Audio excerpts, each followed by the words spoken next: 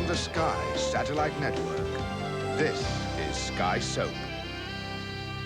We're more than pleased to welcome into the Sky Soap studio this morning Glenda Mackay from Emmerdale. Good morning, welcome.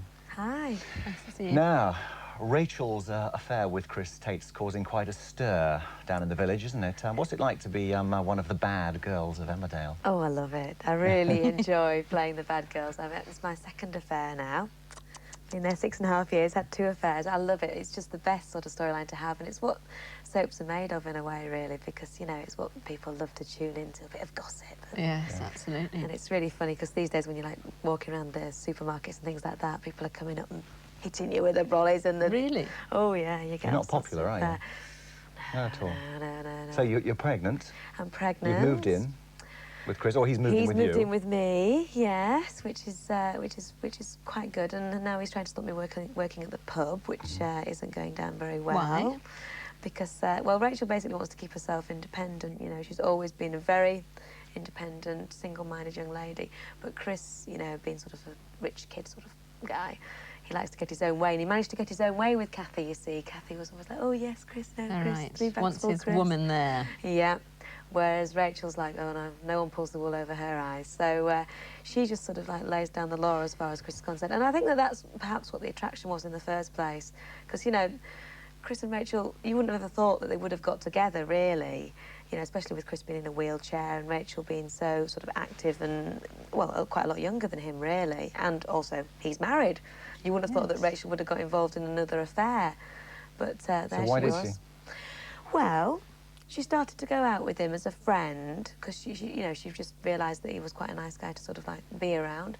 And then Chris explained to her that there was no love left in the marriage between him and Kathy.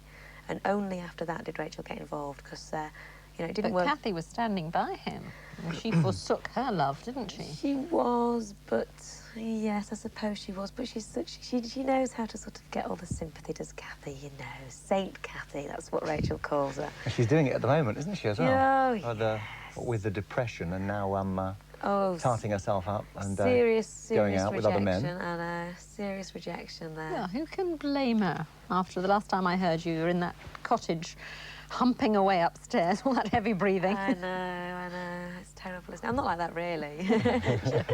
But no, Rachel wouldn't have got involved in another affair unless she knew that she wouldn't be causing, you know, problems. I think once she knew that the marriage was sort of, like, doomed, she thought, right, well, we do like each other, and Chris and her were obviously sort of, like, attracted to each other. So, you know. So now she's going to have this baby. Yes. And then what? Well, we shall have to wait and see. Are you gonna get married? I mean, of course, Kathy, she was a bit upset with the way that Kathy, I think Rachel was a little bit naive, I suppose, in a way, thinking that, oh, well, you know, Kathy doesn't love Chris anymore, so it'll be fine when Kathy finds out, you know, it's not a problem. But, of course, Kathy's taken it very badly, as you know. And that fight, I don't know whether you saw the fight that we had. I got my hair pulled and thrown to the floor and all very dramatic. Really? Oh, I missed that. Oh, it was great fun to film and everything, so... Yep. And then Kathy found out that I was pregnant, and obviously it's serious. So and Rachel's just sort of now ruling the roost, really, and she's bossing Chris around, which makes a change, you know. Well, Chris has been going back round, hasn't he?